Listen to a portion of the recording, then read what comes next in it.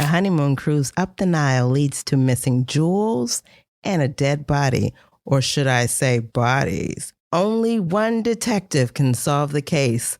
The detective, Hercule Poirot.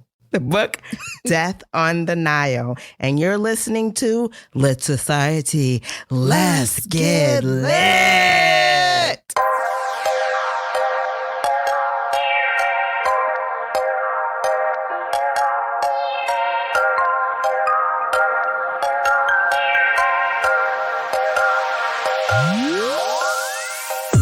Hi, readers. This is Alexis. And this is Kari.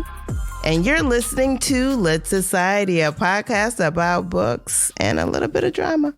Yeah. Hi, Kari. How's it going? Good. How you doing? I'm making it day by day, one day at a time. How about you? Same. I'm exhausted, as no doubt you are also. But ready to get into this book. You dragged me to see this movie last weekend. Should we talk about the movie too? As we talk I think about we should talk about... I think towards the end, in the wrap up, I think that would be a nice spot to talk about it. Okay, so why don't we get started? Ready? Yeah, so ready. Each week, we select a theme to discuss inspired by the book that we are reading. This week, the theme is Travel the Book, Egypt style, Egyptian style. You know, we're going to Egypt. How exciting! I've never been to Egypt. I'm ready. Okay. Me either. Well, right now there is a travel ban. Okay. I mean, not a ban, but an advisory within the States. Okay. So you got to be careful if you're going to go there. In this book, we go to Egypt, right? Death on the Nile. The Nile is in Egypt. So I thought it would be fun to look up places that are talked about a bit in the book. All right, well, let's jump on to Egypt. Egypt is one of the earliest civilizations on Earth and has more than 6,000 years of recorded history. It's transcontinental in that it straddles both Africa and Asia. And there are approximately 105 million people living in Egypt. Guess what, Kari? Most of them live near the Nile. So 95% of the people in Egypt live near the Nile. Can you imagine why that might be? Sure. I'm sure that was a center for trade. I know for sure it was in the olden days, and even now it is a source of commerce and income. So, of course, homes and towns pop up around the river, along the river. Yeah, and I talked to a friend that's in London that's in England, and she's been quite a few times, and she said every place else is a desert. Oh, that is the best place to live. Mm-hmm. If you go farther away from the Nile, you just got desert. So the best place to live is by the Nile itself. So that's why it's there. Cairo is the capital and the largest city in Egypt. Their official language is Arabic. Egypt is the driest and the sunniest country in the world. That's what it says. It rains during the winter months, and their economy depends on agriculture, media, petroleum imports, natural gas, and tourism. One popular tourist destination is the last remaining wonder of the ancient world. Do you know what that is, Kari? The pyramids. Yes, it's a pyramid. It's the Great Pyramid of Giza. Yes, it's a very popular destination spot. So now that Beyonce went there and they was mad because she had on the outfit from Get Me Bodied. And they was like, respect the culture. I don't know if that's true, but that is kind of what I read. Moving on. Okay, I take you at your word, okay? Now that we're in Egypt, the trip begins with Tim Allerton and his mom, Mrs. Allerton, and they see Detective Hercule Poirot. And they're at a hotel called what, Kari? Do you recall? Mm-mm. The Cataract Hotel. Yes, the Cataract Hotel. So the I'm not going to ask you too many questions, but just a few, okay? I hope you read the book. Did you read the book? I'm so tired. Y'all remember Kari's always asking me that? I only remember. Did you read the book? Did you read I the read book? it last week and I'm not quite fresh. I don't want to hear the excuses. Let's pause. We're going to move on, okay? All right, then. All right. So at the Cataract Hotel, they're having a little food and whatnot. And the Cataract Hotel is in Aswan, and that's located in the southern part of Egypt. And it's a busy market and tourist center. And it's a great way to visit Aswan is by cruise on the Nile. And we'll get to cruises later. Some of the top attractions in Aswan, according to TripAdvisor, is the Aswan Market, the Nubian Museum, the Aswan Botanical Gardens, and the Aswan High Dam. Now, this dam was completed in 1970, and it has a $1 billion price tag, and it was used to control the Nile's annual flooding. So now they have a lot more control than they used to have. I would love to visit an Egyptian market. That sounds amazing. Me too. And they're very common. Mm-hmm. So, do you think that hotel exists today? The cataracts? I don't know. Yes. Because you asked. You are right.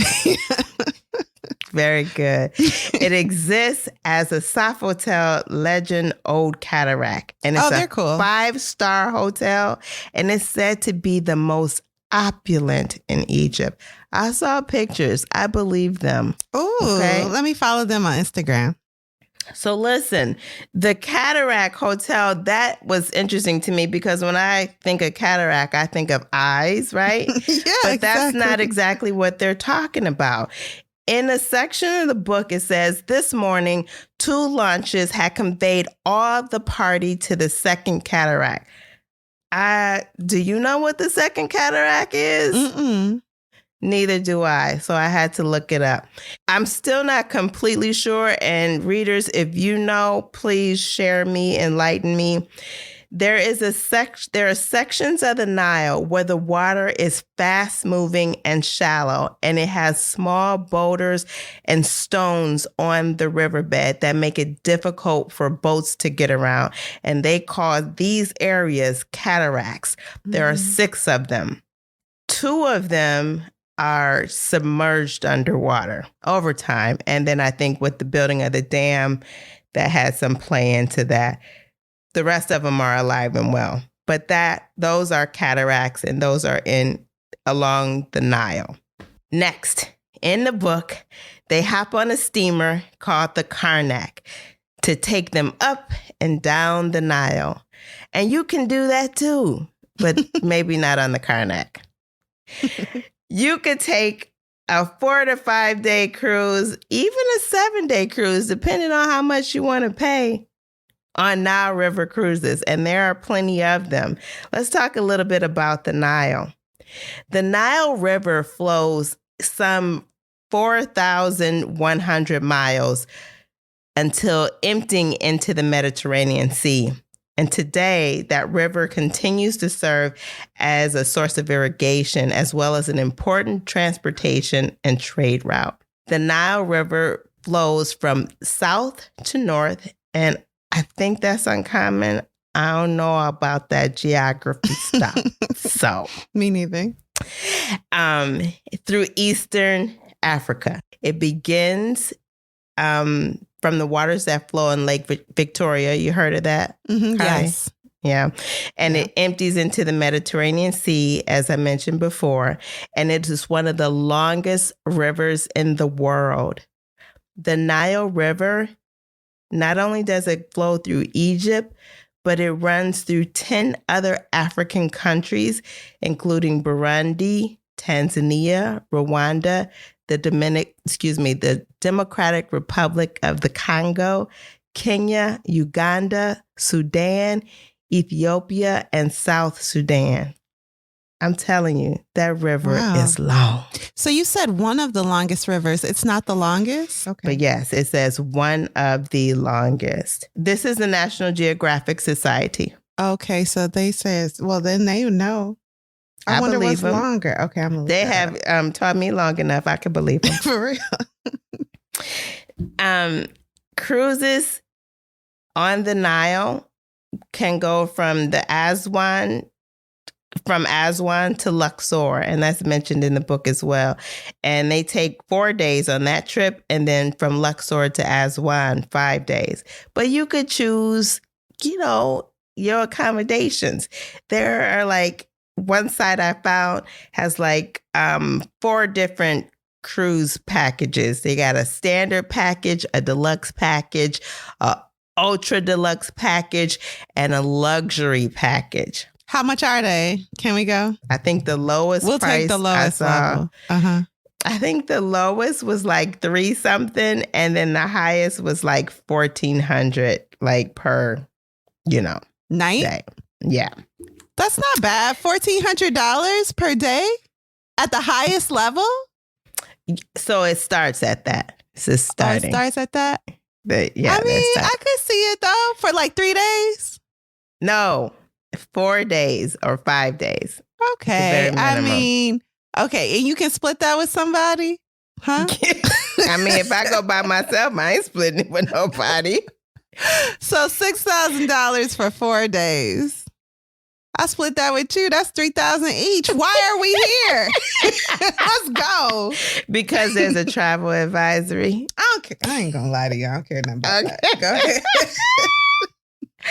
Okay, so if we take Aswan, we talked about Aswan a little bit, and now we're here at Luxor because we've been on this fabulous 5-day cruise, okay? Or actually 4 days. And we arrive at Luxor, so let's talk about it a little bit. It's a modern city, and from what I understand, the friend that lives in England says it's all very modern. It's all very modern. She ain't even been there. Oh. Okay. Has she? She said, actually, I think she said they used to go swimming. Okay. In the Nile? In Egypt. She's been to Cairo. Questions. She's been to Cairo. So she's been there and someplace else. Don't put me to the test. Okay. So she says it's very nice. And they used to make regular trips, but because of the travel advisory, they've not gone, she says. So I'm sorry I'm messing up your story if you hear me out there. Okay. You could chime in and tell us at any time. Okay, so according to TripAdvisor, the top spots include Valley of the Kings. Are you familiar with Valley of the Kings, Kari? Mm-mm. Okay, so Valley of the Kings is this is a valley that for a period of nearly 500 years, from 16th to the 11th century BC, rock-cut tombs were excavated for the pharaohs and powerful nobles.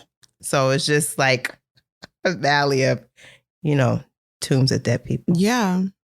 Yeah. But probably like extravagantly formed. Yes. That sounds very interesting. There's a Luxor museum, and you can also find the tomb of King Tut there. Oh, I've been there in Vegas. Go ahead. Okay. I have. No, it's just the so same. You know, it's not. That's not the same. No, it's However, the Luxor is named after the Luxor in Egypt. Of course, and they have a fake tombs and stuff. And yeah, that's what they do. The tomb of Nefertari is there. The Karnak Open Air Museum is there. And you can get hot air balloon rides in Luxor. That sounds amazing. Doesn't it? I would love to go there. And if you just look at pictures, they're absolutely beautiful. So I've been adding this up as you've been talking. If we start at the cataracts, that's about $6,000 a night. Okay. I looked it up. So we can split that. Then we gonna get on this boat. Mm-hmm. And that's gonna be about another 6,000. So we at 12,000 now. Okay, sure. 6,000 each. That's fine. We are gonna spend money in the markets. We done already decided that. It's a given. That's another 1,000 each. Let's be real. We like things. Just like one of the characters in the book. So let's say that's 7,000 each. Then we got to go tour the Luxor, of course. Of course. Maybe that's another 1,000. But wait, we haven't been to Cairo yet. Oh my goodness. So we gonna drop off in Cairo, okay, which is an ancient city that is quite a modern metropolis, okay? Fast life, speedy life, big city life is what you're gonna find in Cairo. And according to TripAdvisor, you could pop off in there, spend lots of money. There's museums to be seen, okay? Always museums. Of course, the Nile River, Cairo Festival City Mall. Actually, there's a giant cave church there. I saw it on picture. It looks amazing. City Stars Mall. And of course, you can get lots of private tours off to see like the Sphinx and all kind of stuff. And then camel rides. Would you do a camel ride, Kari? Of course. Yeah. So must do. So we done lived it up. But the book also mentions a few other spots. And I want to talk a little bit about those. Remember, I don't want to go in too deep, but I will mention the place called Abu Simbel. Do you recall that place? No. I don't know if you're going. Did you read this book? I didn't take note of the places. Okay. I was trying to figure out who committed the murder. Okay. Your area of focus is all wrong, ma'am. All wrong. Anyway, this place, Abu Simbel, is 2 massive rock-cut temples that are in the village of Abu Simbel. And they are temples that are built as dedication to Ramesses II. The temples were relocated in 1959 so that they wouldn't be submerged underwater by the creation of Lake Nasser, which was created as part of the creation of the High Dam. Mm. Oh, okay. So this isn't global warming. This is a dam created a lake. That happens. So they had time to move the temples first. Yeah. Interesting. Mm-hmm. They wanted to save them. It mentions Elephantine Island, and I think it's just mentioned once in the book, but Poirot says, it enchants me. The black rocks of Elephantine and the sun and the little boats on the river. I like that line. Anyway, it's located right in the middle of the Nile River in Aswan. It mentions Nubia, which is along the banks of the Nile between Egypt and Sudan, but really close to Aswan. And then the Wadi Halfa, which is a city in Sudan that's on the shores of Lake Nubia near the Egyptian border. So that was our little trip to Egypt. I love it. And we could head on out, fly back to the States if you want to, or we can stay a little longer. Let's stay. I'm tired. Okay, me too. Why don't we take a quick break before we jump into the context and author? Sure, let's do it. Okay.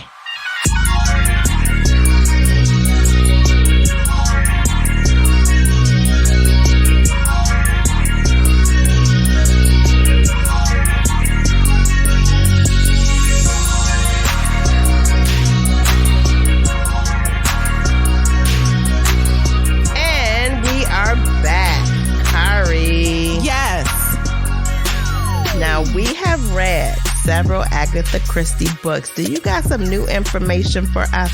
She's still problematic. Actually, I'm going to graduate her to soft racist. That's about it. That's about it. Yeah. And this book kind of, fills that out, makes it heavy for you. Yeah. It was like, believe who people tell you they is the first time. Or something like that. Believe them. Yeah, so that's all I got on Agatha. But if you would like to know more about the author, Agatha Christie, I implore you to please visit season 1 of the Lit Society podcast, where we reviewed, what did we review? Oh, and then there were none. You can also find 2 more Agatha Christies. This is our 4th. Can you believe it? No, the murder of Leonard Ackroyd. Right. Roger Ackroyd. It was Roger Ackroyd. Not you this just make man. us up? Are Not you the legend participating? from Star Trek. Moving on, and Thank you. Murder on Thank the you. Orient Express. So why don't you give us a brief synopsis Sure. without spoilers? Okay. Suffering through his retirement, world-renowned detective Hercule Poirot stumbles upon a glamorous young heiress and her new husband. Quickly, he discovers a love triangle that ends in murder. Wealthy and beautiful. Wealthy and beautiful, the victim is not short of enemies, but the person who did the deed was especially close. Will Poirot find the culprit before another life is tragically cut short? Alexis, what were your first thoughts of Death on the Nile? Well, it's another Agatha Christie book, and I'm usually pretty excited to read her works still. Even though she's filling up the races. She's getting all the ticks on her race card, racist card. So this is the fourth Agatha Christie book we've read. Again, which has been your favorite? And then there were none. Who do you think would enjoy reading this book? Fans of Agatha Christie. And that's that on that. Yeah. You know what? I just learned a friend has, I think she said 17 copies. Not copies. Books but by Agatha. Books of Agatha. Yeah. Mm-hmm. So we love Agatha Christie. It's loving her and stuff. And we obviously do because we can't stop reading about her. I mean, they're classics. I don't know. Don't look too much into the author or the stories she writes. Right. I was going to say, just the story. You just pay attention to the story. You'll see it just all come creeping out on you. Mm-hmm. So, Kari, are you ready to take a spoiler-filled deep dive into Death on the Nile? No. However, I will begin now. That sounds like a good idea. Okay. And I'm going to rely on you a lot for this deep dive, as I am both exhausted and poorly prepared. Let's begin. I also want to make a note, you guys, my audiobook, I didn't read a physical copy. I listened to this book and it was read by the remarkable David Suchet, the actor who played Poirot on the famous BBC television show for 25 years. And then Alexis listened to the one by the director-actor who's making the movies now based on the books. What's his name? Kenneth Bergnaud? Sure. But we both liked our audiobooks. So there you go. It's something to put in during your commute, maybe. Shout out. Here we go. Part 1, Beauty and Books. So Lynette Ridgway Doyle is an unreal beauty. She's got like golden hair, beautiful body, and what's worse, she's a millionaire. She got golden hair? Yeah, they mentioned that a few times. Also, her body, everyone's like, how dare she have such a wonderful shape? Little kids are like, gaga goo goo, ooh, the shape on her. So it's like, okay, we get it. She recently purchased a lavish estate with plans for renovation. She's kicking out all the poor people who live on the land to make way for her swimming pool. Listen, Lynette is old money. She's 20 years old and dating a man everyone expects her to marry within a year. His name is Lord Charles Windlesham. Also, Charles's family estate is like a little bit undone. He's like a woman in a Jane Austen novel where you're wealthy, but somehow you're poor. So no one really knows his family's going broke, which, you know, perhaps is part of the reason why he's so eager to marry Lynette, but only part of the reason because he does really love her, apparently. He does. Forget him immediately because he is not going to play a huge part in this story. So there's also this gentleman that once owned the estate that Lynette just bought, and he is really angry because she paid almost double for it. And that kind of hurt his pride. So the man who originally owned the estate that Lynette now owns, he fell into debt, money troubles, and she gave him top price for his home and his land. the devil she is. That's what people say. And you mad? Why you mad? I know. Take your money and run. So men's prides are fragile. And this is later confirmed as we start our story with two men gossiping about her business while watching her walk into a post office. It all seems wrong to me, one of them says. Money and looks doesn't seem fair. Which I agree with. I've said that before. Alexis told me. Yeah, so. you have. But I don't know why that's a problem. Back at the abode. So Lynette has this friend that's like part of the circle of wealthy people, but like is very uncouth. She tacky and a gossip. And her friend's name is Joanna. And Joanna is sitting in Lynette's room, basically rolling her body in all of Lynette's lovely possessions. She's like going through the girl's closet like, oh, how much this cost? This silk? Oh, this nice. She's basically Tiffany Haddish in this book. So she's like, are these pearls real? And Lynette's like, well, yeah. She's like, can I wear them just tonight? And Lynette's that would like, be nice. Sure, I guess they're insured, so it's not a big deal. One thing that Joanna says that is poignant, though, is like, Lynette, you have gotten everything you wanted in life because you're not just good looking, you're not just wealthy, but you're also intelligent. I wonder what will happen when you finally find something you can't have. Right, Alexis? She says this in so many words. Yeah. So now Lynette has a friend that she met in convent school, or I don't know if it's called convent school, a school run by convicts, which are also nuns. I don't know. Not convicts. No, Kari, not convicts. They won't. So they got out of school. And the friend's name is Jacqueline. Now, Jacqueline was of the upper crust, but then her family got broke. And now Jacqueline is like basically poor. She actually even has to work. So they grew up together. Jacqueline's parents ran into money problems, as I said. And Jacqueline calls her wealthy friend for a favor. She calls up Lynette, but no, it's not for money. Jacqueline's never asked for money, even though Lynette has tried to give her money. Jacqueline's too proud and she just loves Lynette. She's like, I don't want you for your money. I don't even care about the money. But Jacqueline is in love now with an equally broke beau. She got a boyfriend. Where's her boyfriend? And what does she want from Lynette? What does this have to do with Lynette, Alexis? She want her boyfriend to be hooked up.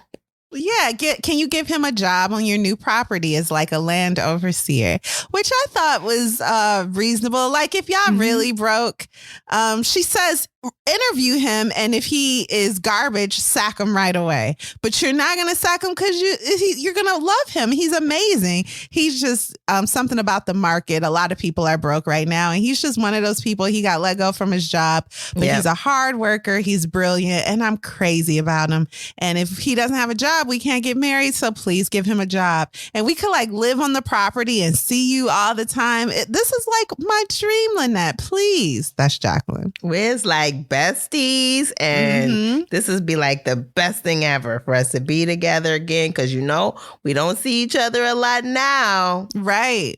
So once I get married to my boo and you give him his job. Yeah, we could be together all the time. And Lynette looks at Jacqueline and is like, I love you, girl. But let me see him first. And now enters into the story Hercule Poirot. This book does a really good job in the first chapter of introducing us to the millions of characters in this book by hopping along the timeline in a forward way. So as you meet each new character, time is progressing forward. And I'll explain that a little later. When we meet Poirot, he's bored, he's depressed. Why?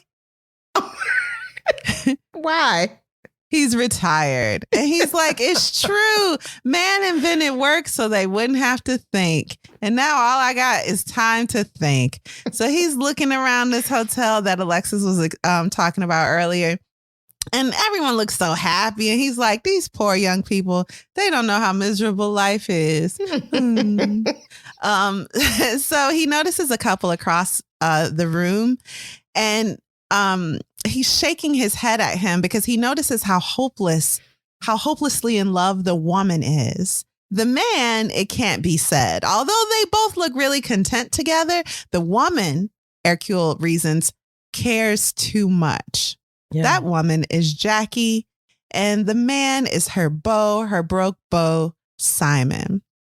Looking at them, now Hercule doesn't know them from Boo, but he can just tell that this woman is lost in love, and the man is more cool, reserved. Such emotion never ends well. That's what he's thinking to himself. And then we move along to, we found ourselves sitting at a table with an older woman and a mama's boy of a son. They're the Allertons. So this is Mrs. Allerton and Tim Allerton. And although they're like, mama's boy and the mom, they're kind of cute together. Like, it's not to the point where the mom is so jealous that she only wants her son for herself. She would actually love for him to like go out and meet people, but they're friends. It's like they're friends. Yeah, and they're really good friends. Yeah, so Tim and his mom are really great friends. And she's like, you spending a lot of time with your second cousin. And y'all know when the cousins come out, somebody dating a cousin. So the mama is like, are you dating your cousin? Because I don't really like her like that for you. And he's like adamant, no, mom, like you're the only woman I want to spend time with in the world. She's like, I wish it was more young people around here for you. I was like, even your mama think you need to go out and meet somebody. She said, get something to do, son. Yeah. So they're sitting at the table and Tim is reading the gossip section to his mom out loud, which details how Lynette Ridgway Doyle, you remember her, the heiress from the beginning, the beauty we met, is engaged. What? To who? Who is she engaged to, Alexis? The Simon Doyle. Simon? Child. Jackie's Simon. That's Jackie's right, kids. Simon. The love of her friend's life. Lynette is now engaged to that person. That's Lynette. The love of her friend's life. Lynette has stolen her friend's man, and they are soon to be married. They will honeymoon for a month in Egypt. Yes. Well, okay. We are then taken to a conversation between two men, one named Rockford and the other named Andrew Pennington. Now, pay attention to Andrew. Andrew seems to me, as I'm reading this, to be Lynette's uncle. He's not. He's like a play uncle. He was friends with her dad, and so he became, quote unquote, Uncle Andrew to her. Andrew has just received notice that Lynette's married now. So we done skipped the engagement. They now married. And something about it seems to have upset both Andrew and Rockford's plans. So Andrew decides to catch up with Lynette in Egypt. So he's going to go to Egypt where she's honeymooning and pretend it's all a coincidence and he had no idea she was going to be here. And that sounds like a plan, and he's off. That sounds shady. That sounds real shady, right? So what are you thinking right here? Like, somebody gonna die? Because we already know it's gonna be a murder. Yeah. I think somebody's gonna die, because why is he going and, pretending like he didn't get that notice? That seems real suspicious. Why is he being deceptive? It's funny. When we read The Murder of Roger Ackroyd, I was shocked when someone got murdered. And I said, you dummy, it's in the title. But now I was ready. So I'm looking for who gonna do it. Okay. So now to the Carmichael people. So Carmichael Grant and Carmichael is a law office, or as Alexis would say, a barista office. William Carmichael and his nephew Jim are reading a letter from Lynette. So obviously these are Lynette's lawyers. She's letting them know she ran into her trustee, Andrew Pennington, in Egypt. You see how we went ahead. So first, Andrew was planning to go to Egypt, and then we are in the Grant Carmichael office, and he's reading a letter from Lynette like, hey, I just ran into Andrew. I love this. So the story just keeps pushing you along in time. And he's like, now Lynette ain't no fool, but something about this is foolish. So he calls his nephew into the room. Come here, boy. So the nephew walks in and is like, yes, uncle. And he's like, would you like to go to Egypt? So Mr. Carmichael is sending his nephew, also Carmichael, to Egypt. Mm-hmm. Guess who else is in Egypt with plans to run into Lynette and her new bridegroom? That's right, Jacqueline. So Jacqueline is on the shore waiting for them as they come up off of some grand boat or something they own.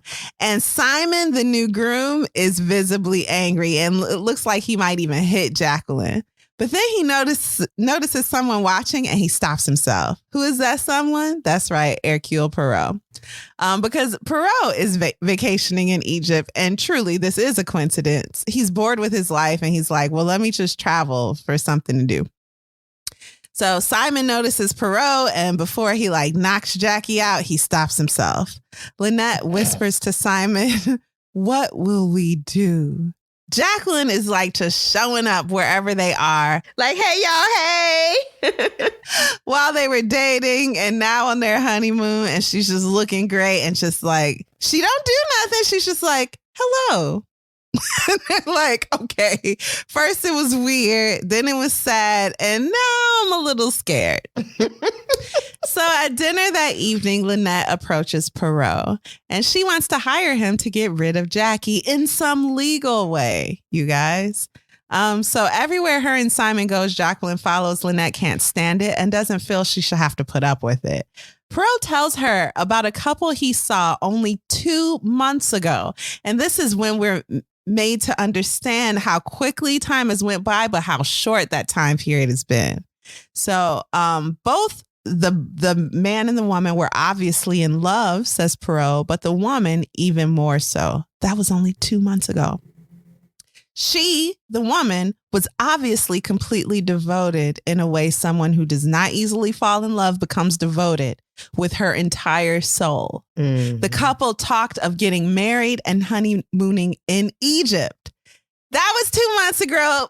Poirot is like, you know who you is, Lynette? You David, when he had stole Bathsheba from Uriah. So don't expect any pity from me. I mean, did Jacqueline hit you? Is she, what? I don't know. And so Lynette is angry at the implication and Poirot gets to the point. If you felt innocent in your heart, like you hadn't done anything wrong, then Jacqueline's appearance would provoke pity within you, maybe annoyance. But you, Lynette, are neither full of pity for her or annoyed. You feel it's intolerable. And you feel this way because you feel guilty. Okay. Mm-hmm. You feel guilty because you purposely, quote unquote, stole Simon away. You plotted. There had to have been a point when you knew you were going down an incorrect path, a wrong path, a path that would hurt someone you love. And you chose to do it anyway. Mm-hmm. So now this is the consequence of it or whatever. But, it's nothing I'm going to be able to do. However, I will have a word with Jacqueline. Not for you. Not for you. But in the interest of humanity. Mm-hmm. So Poirot keeps his word and he has this private talk with Jacqueline. He like, girl, yes, your man left you for your best friend, but you young, you got your life to live. Go live it. However, she assures him that her father was a gangster and his father was a gangster and she about that life. She shows him a pistol she's been carrying and she you thought it was a joke. Ain't no jokes around here. My name ain't first name Steve, last name Harvey. I'm Jacqueline. Say something. So it's a small and discreet pistol that she shows Poirot, with her initials engraved on it. Mm-hmm. She bought it with the intention of killing either one of them, she says. I don't know which one I'm going to kill yet, but I'm probably kill one of them. Pick one. You pick. I don't really care. So while divulging her intent on evil, Jacqueline notices a man hiding in the shadows listening to her conversation. And so she's like, oh, and then it's awkward. And it is like that. It was like that too. And she's like, I just saw somebody while they was listening while I was divulging my plan to kill. And Poirot's like, whatever, it's dinner time. And I'm Belgium. Wait, what are Belgish people? Belgish? I'm Dutch. Okay. Wow. Later, Poirot has a conversation with Simon. Simon is the man in this situation. And as he's talking with him... dog. Oh, look at Alexis not on the side of the man. That's how you know Simon wrong. Dead wrong. So Simon... Poirot notices is an Englishman, and it's typical with Englishmen. He's immature. Life's a game to him, and he's not taking this seriously. This is Poirot talking, not me, y'all. And so to Poirot, everyone needs to take Jackie seriously because, she got a gun and stuff. And, Simon, she got a gun. And Simon's like, she wouldn't do anything with that gun. And Poirot's like, Just as Jacqueline expected, Simon reaffirms to Poirot that he left Jacqueline because he didn't love her more than she loved him. And it was making him feel trapped. This woman loved me too much. I can't be having somebody love up on me like that. Ooh, just possessive. I'm sick of all the love you're giving me. Then the bright light of Lynette shone down on little old him, and he was taken away in his love for her instead. It just couldn't be helped. And this is something that Lynette and Simon say that make me angry. The sun came out. Okay. And Jacqueline was like the moon. And who sees the moon when the sun is out? Not me. That's Not Simon. me. Not me. But both Lynette and Simon are like dismissive of their involvement in this relationship. They're like, it couldn't be helped. They do not accept responsibility for their actions. Girl, nothing else could be done. We're all victims. So Simon discloses to Poirot that Lynette and he's like, Poirot, come here. Shh, don't tell nobody. We gonna leave early from this location and go to another one. Now, I know we could just go home, but we don't want to for whatever reason. And so we gonna give Jackie the slip by enjoying our honeymoon at another location. He tells Poirot the location. I told you I didn't bother memorizing these locations, so we'll just say another location. And Poirot was like, oh, mon ami, what a coincidence. I, too, am going to that location tomorrow. Okay. We're boarding the Karnak, okay? That's what we're going to do. Great job, Alexis. So they board in the Karnak, and they'll be leaving Cairo together. They're in Cairo, right? No, I think they're still in Aswan. Pay attention, Alexis. Okay. And there will be a few more tourists that they've met wherever they are now that are also boarding that boat, but not Jackie. So, everything should be good. So on the boat away from wherever they were, I'll say Cairo. Alexis says where it really is, but I don't remember. So Lynette and Simon look like joyous children. They're on the boat and they're like, yay, we got away from Jackie. Yay.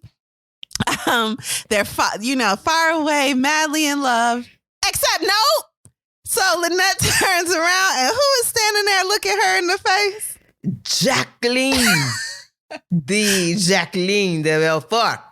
How did she know they were leaving baby Cairo? Don't underestimate me. I'm in my mode, okay? Mm-hmm. Don't so I'm do just it. Dressed to the nines going, hello. And that's all she doing. It's tripping Lynette out. She like, I can't live like this. I thought, how?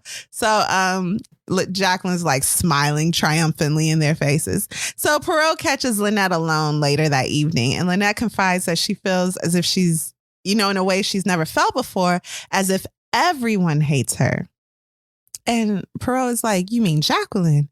And Lynette's like, no, everyone hates me, except Simon, of course, but otherwise everyone hates me. I'm too wealthy. I'm too beautiful. I have too many enemies.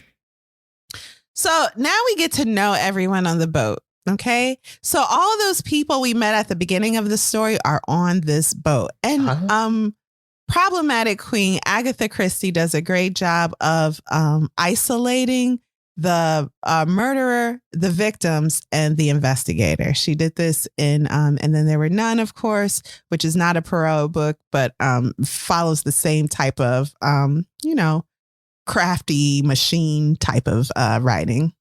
So anyway, everyone is isolated on the boat. That mother and son combo, Allerton and Mrs. Allerton and Tim, they're on the boat. So they sit down for like probably tea. And there is a list of all the guests at the table, which I found odd. Like, is that what they used to do? Yeah. Which makes sense. So you could get to know everybody. They want everybody to get to know each other. They were social. Party. They were truly social events. The cruises today are so big, you wouldn't have that roster. But then they were smaller. It was just a select few elite people taking those trips. And elite is a great word. There are smaller elite cruises like that now that are very expensive, but I don't know if they give you a guest list, but maybe. Anyway, Mrs. Allerton and Tim are sitting looking at the guest list and they like trying to guess what everyone does, what their life is like. You know, they be in little shady boots. It's fun. They're fun. Yeah, they are fun.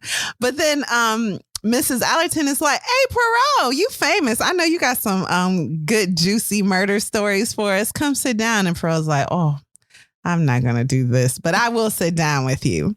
And so when Poirot sits down at the table with Tim and Mrs. Allerton, Tim gets uncomfortable and is very rude to Poirot. And I'm like, oh, Tim ain't no good. So Mrs. Allerton, Tim, and Poirot are sitting at the table and they're recalling a time when some jewelry was discovered to be fake at someone's home that Tim was visiting. Right. Store that away. Okay. And then there's an incident where they all get off of their boat and they're sightseeing and a boulder comes from the top of a hill and almost runs over Lynette. And allow me to insert that this is Abu Simbel. Oh. The boulder is knocked off from the giant tombs that were dedicated to Ramesses II. Thank you. Okay. So I love that context.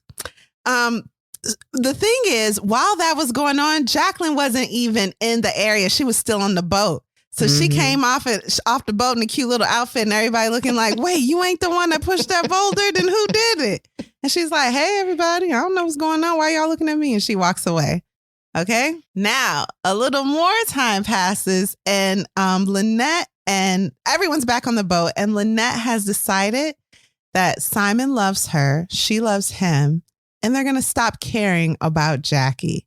It's really unfortunate that she's chosen to act in this undignified way, but they're not going to let it stop them from enjoying each other and enjoying their lives. When Jacqueline realizes that they don't seem to care anymore, she becomes visibly distraught and she starts drinking. Okay. You know what? I'm very upset that they keep calling her undignified as if their behavior is not the epitome of no dignity. And this is the part of the podcast where Alexis tries to justify the wrongdoing. However, yes, they are both wrong in this case. But I mean, what Jackie's doing is undignified. She should go live her life. Both of these people are trash, obviously. Stop getting dressed up just to show up where we are. That's crazy. Is it bad though? Is it? But you're right. They're acting like we're victims. And I mean, they kind of are. Well, they whatever. Are not victims. They are not. They're dirty. They low down dirty. And so this is the point of the story where all of that is put on pause because they shooting, y'all. So like I said, Jackie gets drunk and then Jackie and Simon are arguing. And then Jackie is like, I forget what she says, but Simon is like, you know, you're trash and I'm so happy. I'm relieved that I never married you. You are a nuts. And so she takes that beautiful little gun she has out of her purse and shoots Simon. But he's not dead because she shot him in the leg. So, she was generous. Now, I didn't go through all the characters. However, you should know that there is a Mr. Fanthrop who is on the deck and says that, you know, he can help. What Simon's like, go get the doctor for me, Mr. Fanthrop. And please get a nurse for Jackie. There is a nurse on board because she's going to be filled with regret and I don't want her to hurt herself. So Simon seems so noble. He's the one shot in the leg and he's like, everybody go take care of everyone and leave me. Give me a doctor. But, worry about Jackie because she's just a kid, And she didn't know what she was getting into. While Simon is brought to Dr. Besner's cabin for treatment, Mrs. Boyer, who's like the quote unquote nurse, gives Jackie a morphine injection so that she doesn't hurt herself. And then they rest until the next morning, both Jackie and Simon in their respective rooms. Because Jackie's like, I love him. How could he'll never love me now? Which that's likely because you shot him. So, that happens. Well, anyway. Shoot, he deserved it and stuff. There's also a request made quickly after Simon is shot for Jackie's gun to be retrieved because Simon doesn't want, there to be an investigation and then Jackie to get in trouble. So someone goes to get Jackie's gun, which was like kicked under the sofa or some type of seating arrangement at the time, but no one can find it. Like the gun is now missing. Dun, dun, dun. Mm-hmm. Simon is also like, please don't tell my wife because this is all like, it's too much. So I just wish it didn't happen. It happened though. So just look after Jackie. Don't tell my wife. Get me a doctor and someone please find that gun. Well, the next morning, Lynette is found dead in her cabin. Oh my goodness. That's sad. Now, all of this occurs, and I'll say the first third of the book. The first third, maybe. That's a good thing to say. And then in typical Christie fashion, we bring all of the characters out like pus out of a pimple, and we dissect each and every one. When at this point, I'm like, I know what happened. What did you think? What did you think? Remember, Lynette is just shot. What did you think happened at this point? Who do you think shot Lynette? I just love to take stories page by page. Okay. I don't make predictions. I just go along and try to keep up and say, maybe they did it. So I don't have anybody for you. That's right. You're escaping in the story, not trying to figure it all out or whatever. You're enjoying the way it was written. Okay. Well, let me describe the scene to you guys a little bit. So Lynette's laying in the bed. There's a burn mark on her temple, which means that the gun was held very close to her skin. And there's a J written in what is assumed to be blood in the wall across from her bed. So despite Jackie's threats prior to her death, the doctor explains that Jackie could not have been the killer. Neither could Simon, of course, because he was under the doctor's care the whole night. But everyone else can be a suspect, Poirot reasons. That's a lot of people. And everyone seems guilty. The pearls are also lost. Like Lynette's pearls are stolen. But then they're found. But then Poirot discovers that the found pearls are actually fakes. So you didn't think anything at this time? No, I'm still just following the story. So like we said, Tim Allerton and Mrs. Allerton are so, they're the son-mother team, but they're cute. Like they're fun to be around in the book. And at this point, I'm like, oh no, Tim killed her.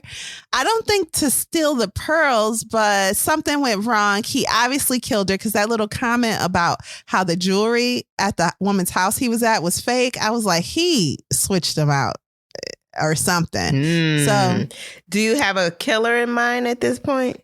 Yeah, I'm thinking it's him. I'm thinking Tim Allerton, and I hate it, but Tim Allerton must have done it. Spoiler alert, he did it. So during the search for the pearls and the murderer too, now we got two things we're looking for. Of course, the murder takes precedent. Tim is found with personal letters from that cousin that his mom is like, please don't marry. That cousin was also one of Lynette's close friends and a relative. Well, not a relative, I'm sorry. Tim's cousin was also a close friend of Lynette. As introduced earlier, that cousin was very close to Lynette. They shared many moments together and they visited one another quite often. Also, she said she's on the come up. She don't believe in penniless friends. So no, that wasn't her. That's Joanna. Oh, I thought Joanna is the cousin. Oh! Joanna is the cousin. She do not do poor people. Yeah, I'm so slow. So the uncouth friend at the beginning of the story that was like rolling around in Lynette's stuff and was like, can I borrow these pearls? That is Joanna. That is Tim's cousin, Joanna. Yeah. Oh, duh. Well, I'm gonna of course our deep dives always include spoilers, but I feel like I need to spoil it bit by bit as we investigate each suspect. Okay. So Tim Allerton, I'm like, he did it. Well, you guys, as Alexis was telling us just a moment ago, Joanna made the comment that I don't keep friends with troubles because sooner or later they're going to come to you with their troubles. And who got time for that? Yeah, and I might sound cold. She was like, but everyone feels that way, you know? They just pretend like they're good people. And then one day they're like, I couldn't hang out with Bobby, Sue, or Joe because their troubles changed them. It really is a shame. So that uncouth woman is Tim's cousin. And she borrowed the pearls so that Tim could make a copy of them without ever having been connected to them. He then arranged to swipe them on this boat. So again, spoiler, Tim, his plan was never to kill anyone, and he indeed did not kill anyone, but he did steal those pearls. Poirot figures this out, and the real pearls are handed back to Poirot. Tim's also like, I'm like into somebody on this boat and I want her to marry me. It's two couples that get married on this murder boat. I don't know. They falling in love and dating around the bodies. It's a murder cruise, not a boat. We doing it big time, honey. So Tim is like, if she ever finds out, you know, she might not marry me. She does find out, by the way, and she's very forgiving. Tim even tells his mom, and no doubt his mom forgave him also. And Poirot's like, you know what? You old boys will be boys. Yeah. No one will tell. So one of the things that I wonder about Agatha Christie and her writing is how she is so forgiving of some crimes, but the unforgivable is murder. But the other things, you could do whatever you want pretty much in her life except murder somebody. Yeah, because then she gonna put you in a hotel and make you be the last one to die by hanging yourself. Yeah. Okay, so Tim's off the hook. Yay. Remember that play uncle, quote unquote Uncle Andrew? Pennington. Yeah, Andrew Pennington. So he has his money tied up with her family. And remember how we were saying the stocks weren't doing so good. And a lot of people were losing money, losing their fortunes. Well, he was doing some things to kind of like, it sounded like it could be a Ponzi scheme, whatever was going on. He was using money to retain his money without it being founded on anything. So the problem with that is when Lynette got married, there was this transfer of ownership of all this wealth from her father to her, because it either transferred to her on her 21st birthday or when she got married. And she got married so quickly, they were Andrew was planning for the 21st birthday money transfer, but not the quick wedding in 2 months transfer. So he like, you gonna get all this money and figure out I've been kind of robbing you with intention of paying you back, but I ain't got no money, so I can't. So not gonna happen, ma'am. I'm gonna fix you. So Poirot is like, you didn't want Lynette to find out that you were embezzling money from her estate, so you had her killed. And Andrew's like, first of all, you're right. I didn't want her to know. Second of all, I didn't kill her, though. I did kind of push that boulder on her, but she didn't die. So I'm off the hook, right? Can I leave? He said, I'm an opportunist. I don't be like out trying to purposely do it, but if an opportunity come up, I'm going to take advantage. And that boulder was an opportunity, and I took advantage, but she didn't die. Can I go? Please? And Of some course bros you like, can. yeah, just pay back with money you ain't got what you taking. And he's like, definitely, I'll definitely do that. Okay, bye. So he didn't do it. Now, I didn't touch on this, but back when Joanna was rolling around in Lynette's stuff, a maidservant came in and was like in tears. And then she left the room and Joanna's like, what was wrong with her? And Lynette is like, oh, poor thing. She was engaged to a man. I felt like I should take it upon myself to investigate who that man was. Turned out he had a wife and 2 kids. And when I told her, she was just completely torn up about it, po baby. And the way their wedding is off, of course. And their wedding is off, of course. You're right. And Joanna's like, ooh, Lynette, girl, I know you got some enemies. And Lynette's like, what? Me? So anyway, another man on this boat is that ex-fiance. Yeah. But he didn't do it either. He is mad. He definitely hated her. He was like, the woman I married was like a dark woman from over here. And then she went back to her people and I didn't see her. So I can marry whoever I want. That's not how it works. But that's how he felt. She would have never been the wiser. I would have took care of her and loved her. Forget that other woman. I don't know her. And my children. And the children. Mm-hmm. Okay, now we could talk for another 3 hours and I could take you around in circles like Christie does to us. But instead, let's get to who really did it, shall we?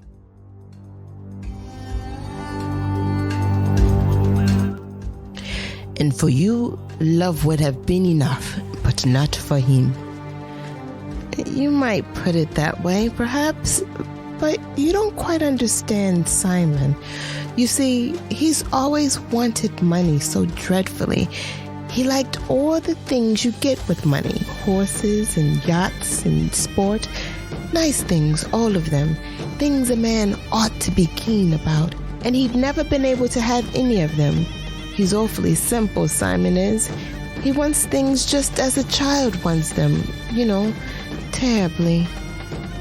All the same, he never tried to marry anybody rich and horrid. He wasn't that sort. And then we met and that sort of settled things. Only we didn't see when we'd be able to marry. He had rather a decent job, but he lost it. In a way, it was his own fault. He tried to do something smart over money and got found out at once. I don't believe he really meant to be dishonest. He just thought it was the sort of thing people did in the city. A flicker passed over her listener's face, but he guarded his tongue. There we were, up against it, and then I thought of Lynette and her new country house, and I rushed off to her. You know, Mr. Poirot, I loved Lynette. Really, I did. She was my best friend, and I never dreamed that anything would ever come between us. I just thought how lucky it was she was rich. It might make all the difference to me and Simon if she'd give him a job. And she was awfully sweet about it and told me to bring Simon down to see her. It was about then you saw us that night at Chez Monte. We were making whoopee, although we couldn't really afford it. She paused, sighed, and then went on. What I'm going to say now is quite true, Mr. Poirot. Even though Lynette is dead, it doesn't alter the truth. That's why I'm not really sorry about her, even now. She went all out to get Simon away from me. That's the absolute truth. I don't think she even hesitated for more than a minute. I was her friend, and she didn't care. She just went bald-headed for Simon. And Simon didn't care about her. I talked a lot to you about glamour, but of course that wasn't true. He didn't want Lynette. He thought her good-looking, but terribly bossy, and he hated bossy women. The whole thing embarrassed him frightfully, but he did like the thought of her money. Did you see that coming, Alexis? Absolutely not. Absolutely not. I mean, wow. Okay. Yeah, so Simon and Jackie conspired to kill Annette in the most dramatic way possible. While and there, folks, is your drama, okay? Yeah. So Jackie did indeed fire a shot at Simon, but somehow it got neatly wedged like under a table or something, and Simon removed it when no one was looking. Whatever. And when he was like, go get help, he actually was fine. And that's when, while everyone left the room, he ran, killed his wife, came back to the room, covered the gun with the cloth or with a shawl, shot himself in the leg, threw the gun overboard, and was really bleeding this time. And then he asked for Jackie to be brought to him. Everyone thought that was to console her for having shot him. Really, it was for them to go, we did it. And Poirot figured it out. Mm-hmm. That's what happened. Jackie then killed the maid, Lynette's maid, because the maid saw Simon go into Lynette's room and assumably kill her, and tried to blackmail Simon. And so Jackie off the maid. Mm-hmm. And this was really well done because as Poirot is investigating everyone, he allows Simon to remain in the room while he investigates or questions Lynette's maid. And Lynette's maid is like, if I had went upstairs for a smoke in the middle of the night, I would have seen somebody enter Lynette's room and kill her, but I didn't. And then Simon is like, don't worry, no one is accusing you. I will take care of you. Nothing is going to happen to you. I will take care of you. And what they're really telling each other, she's saying, Simon, I saw you do it. And he's like, don't worry, I'll pay you. And this is the code they're speaking in. I don't know nothing, Hercule Poirot. Right. This is the code they're speaking in front of Poirot, and he figures it out. So anyway, the steamer docks, and then everyone gets off. Also in this story, there's like a police officer. People.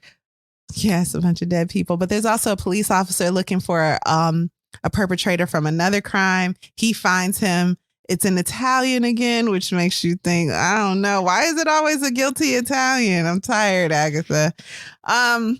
So Jackie is like seeing Simon face to face for the first time since their murder plot was revealed by Poirot. And she bends down as if to tie her shoelaces before removing a gun and shooting Simon in the head. Jackie then looks at Poirot and aims the gun to her own chest and kills herself. Poirot is like, yeah, I knew they was going to do that. I knew she was going to do that. I felt this was a better way out for both of them. The end. Should we take a break? Let's. Okay, let's do it.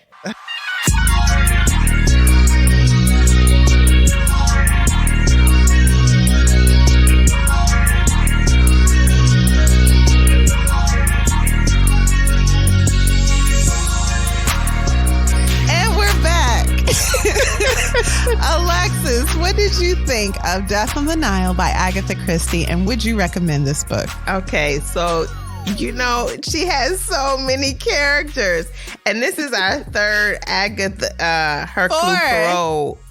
Oh yes, book. yes, and they all have so many characters that's starting to get to be too much for me.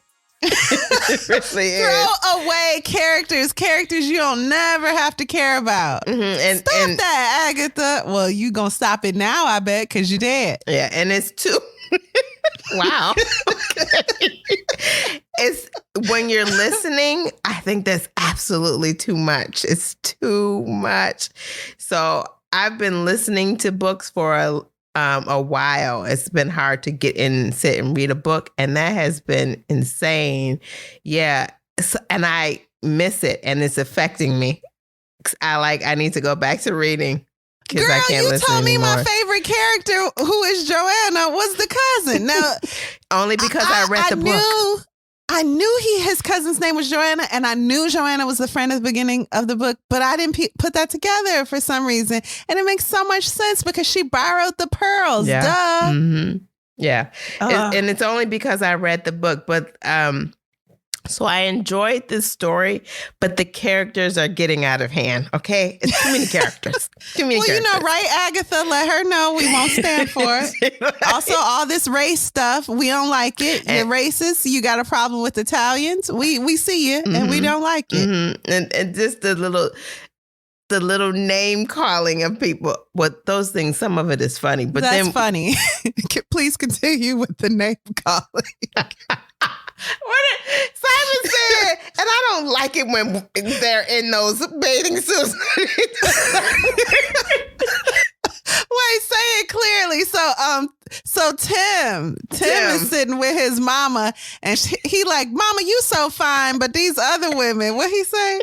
When they in their swimsuits, he said they need to stop wearing them and offends his senses, something like that. He was very angry about it. Anyway, that's hilarious. So I would recommend it. If you love Agatha Christie, you'll love this book. And you can still get lost in the story because there's so many directions to go. And lost in a good way, though, right? Lost in a good way. In a good way. And I did like this one a lot. I like the Nile because I was able to take in the imagery and see how beautiful it was, and the little parts where she describes the scenery. She doesn't do it a lot, but when she does, I really enjoyed that. So yeah, same here. Yeah. So I do and did enjoy the book, and I would recommend it. How about you, Kari? Would you recommend this book, and what is your final verdict? Yeah, there are too many characters. I'm not a huge fan of Poirot only because I feel like he pulls evidence from outside of the story, and that's not fair to the reader. However, I don't think that was really done in this story. I think everything that's mentioned was part of the universe of Death on the Nile, the book. Yeah. So I really like that. That is something that I can follow as I'm reading. I will say out of the 4 books we read, this is my second favorite, Agatha. My least favorite is probably Murder on the Orient Express, just because there are way too many people in it. It was the same. This was like Murder on the Orient Express on water. And Poirot even notices it. And he's like, "Hey, reader, do you think this is like Murder on the Orient Express? Me too. Maybe they all did it." And he's like, "Nope, that's not this." Yeah. And so I'm like, okay. It is. We're really running out of ideas. But it was well done. Yeah. So I would recommend it. I really enjoyed it. I've read it I've listened to it almost twice, which sounds like nothing. But, we're really busy. So I made time to do that because I enjoyed the story so much. And the way that it was read, I thought Suchet did an amazing job I can't wait his to voices. Listen to that. And I think I'm going to listen to the one you listen to. They're all available on Hoopla. So don't do like me and get them on Audible. Right. That's silly, and I'll be returning it. The book and both audio versions are available on Hoopla for free. Yeah. So yeah, that's that on that. Yeah. I recommend it. Wow. What a doozy. It was a good book for sure. What are we reading next week, Kari?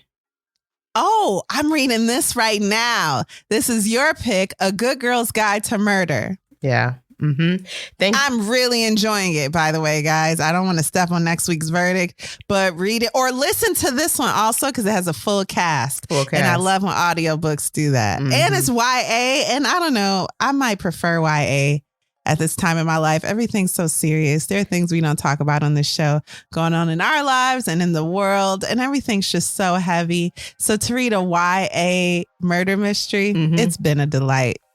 Oh, okay. All right. I love hearing that. That's great news. Thank you for listening to Lit Society. We look forward to meeting up with you next week, Thursday, right here. Same bad time, same bad channel. Lit Society is brought to you by Alexis Anaria and Kari Herrera. Support the cause by leaving a 5-star review for our show on Apple Podcasts, along with a comment about why you absolutely love us. Because we love you too. If you are listening over the Spotify, be sure to give us a 5-star rating as well. If you enjoy what you've just heard, tell a friend about Lit Society. Visit litsocietypod.com for show notes, this month's book list, and to sign up for our amazing email newsletter. And until next time, readers, read something. Read something.